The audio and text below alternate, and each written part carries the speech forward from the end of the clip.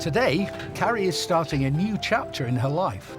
She's leaving her comfy and spacious 3-bedroomed house to live life permanently on the water in a modest 57-foot narrowboat.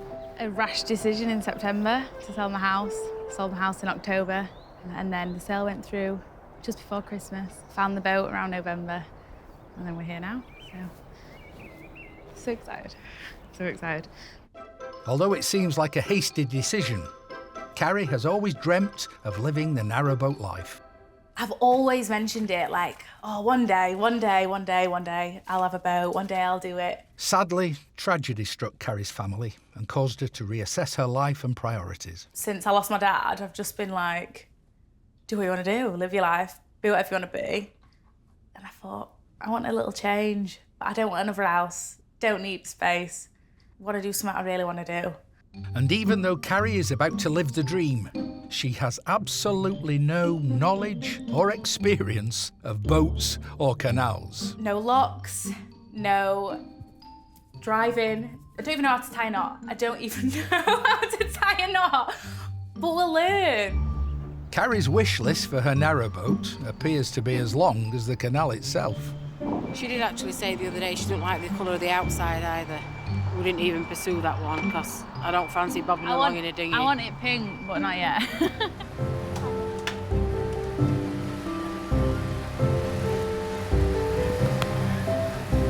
Touchdown. So excited. Let me get in.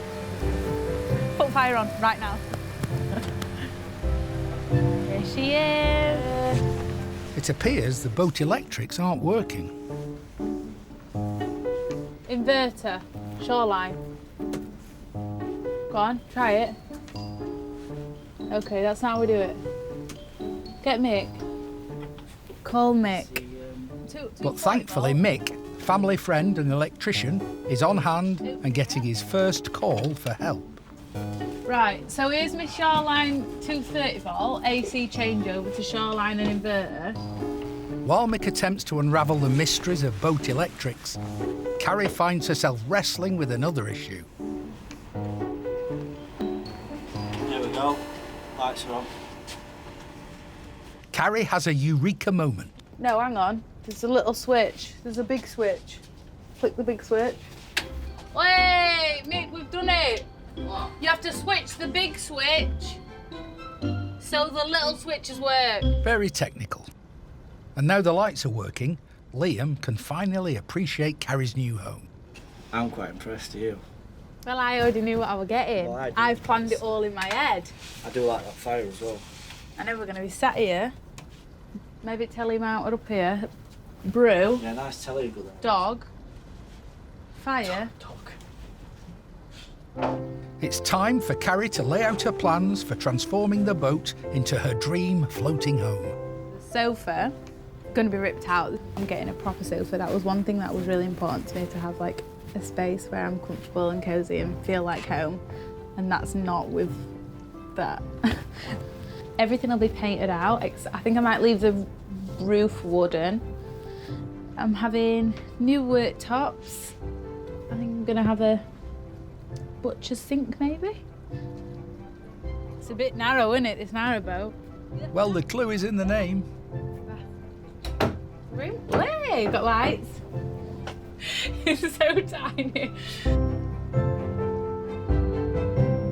The toilet, that I'm unsure, we're gonna have to figure that out. The sink, it's not for me. It's not for me. It's on it looks like a wooden chopping board. All this plastic panelling's coming out, and I think I'm gonna try retile it, which I've never done before, but what's the worst that can happen? The shower is the smallest shower I've ever seen in the planet of showers. It's certainly small, but it's a standard size on a narrowboat. This is my dining space. This creates a double bed as well. I've brought a mirror from my old house to go there, and now I'm praying that some God is watching me and that can fit in there because it'll look beautiful. But we'll see. And obviously the chandelier from earlier, this was the space that I envisioned it fitting, but it would literally take up the whole room.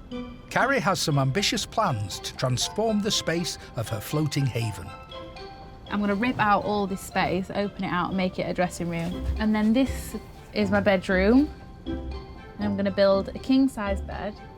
I'm going a bit bougie, I'm getting a bigger bed than what I even had at home, hopefully.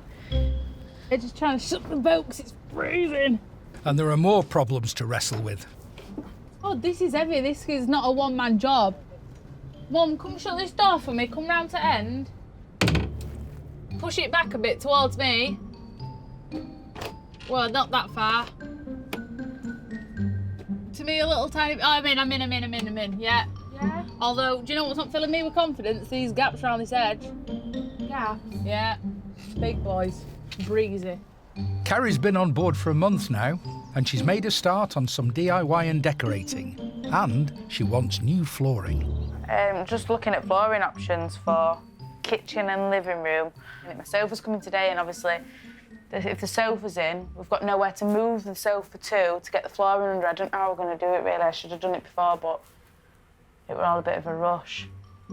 Because of the lack of space, Carrie needs to get everything planned out in advance and has drawn up a full floor plan for the layout. Right, I know, not bad for a GCSE art. And with the new sofa arriving today, it's a rush against time to go into town and choose the flooring. But as she arrives at the flooring warehouse, she receives an urgent phone call. Hello. We're coming back. No, it's a boat marina. If you ring when you get there. Thank you, bye.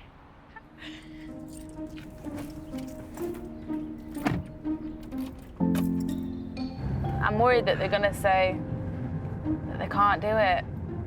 I bet they can. I bet they're just being dramatic. I mean, I did measure it.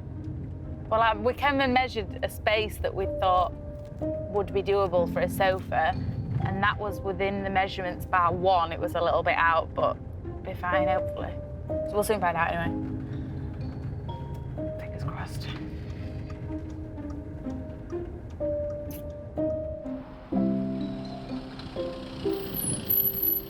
As she arrives home, she's greeted by Mum. I tried. I argue. Eddie said he'll help us get it in. That's as far as the bring it. It's not safe on a boat. Really? They've just left it? We're not asking them to trapeze. I think they just left it in car park. As if they've literally just left it in car park. I know. I thought that were their van there. No. As soon as, because he said to me, would you sign for it? And I said, if I sign for it, you're going to go, aren't you? And he went, yeah. I said, you've got to wait for my daughter, and he wouldn't, so I just signed for it. Nice sofa, though. It's certainly a lovely sofa, but it would look even better indoors, especially as the weather looks as if it's about to turn. Crocs are the official workman's footwear. Mum, should we have a bash? Should we get it up on bank? Why? Just visions of it sliding in water. I think we're going to have to come straight on from there. From your new yacht. But Mum Della's not convinced. Right, Matt's in office. Let me ring Matt. So Carrie seeks out some help. I've just had a sofa delivered, and they've just left it in car park. Would you be able to help me lift it in? Cheers. Cheers, bye. While they wait for the cavalry to arrive, they take in some of the local wildlife. That dog peed up that van last night. He lets it pee wherever it wants, so it's peeing again. Up that van. As if. Eventually, help arrives, and it appears that Carrie got her measurements spot on. Oh, Jack. Oh, look at that! Hold on. Made to measure. I mean, we don't know if it fits in the living room yet, but look at that stream. On its back, because then it's got its legs to go on it? Yeah. There you go. Thank you very much. Look at that. Thank you So much. Oh, they're very helpful, like. Aren't they? They've been lovely, them two. Andy's a carpenter. I know. What an handy trade. We ain't got one of them. No. This is so tight. Ready? Yeah.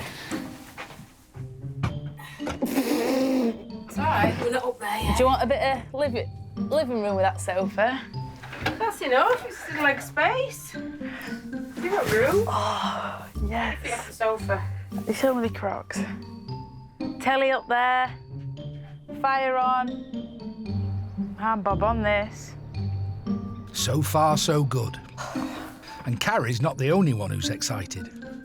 Ah, Winnie! Look at our new sofa. In Doncaster, 25-year-old Carrie Moores has been living at a permanent residential mooring for a few months now, but is still waiting to get her old flooring ripped out and a new one fitted. And today, she's decided to take a trip down the canal and pay a visit to a nearby pub. God, I need to clean the roof, but it's a mop job. And I don't know if I want to do it. I'll ring my mum, she's coming in a bit. I say, Mum, this roof's awful. Could do with a mop. Saying we're getting this back on, I'll not be able to get it back on. And it's a day of discovery. Oh my God, I didn't even know I had that storage. And unexpected surprises. I've got mooring pins. I didn't think I had, I mean, they're looking a bit worse for wear, but I wanted some mooring pins. Wow, who knew? Not me, clearly. The man told me at the last marina that I were at that my bilge needs emptying and, like, anti-rusting or whatever it's called. I don't know. I just do what I'm told and that's it. Owning a narrowboat is certainly a learning curve. Engine is not my forte.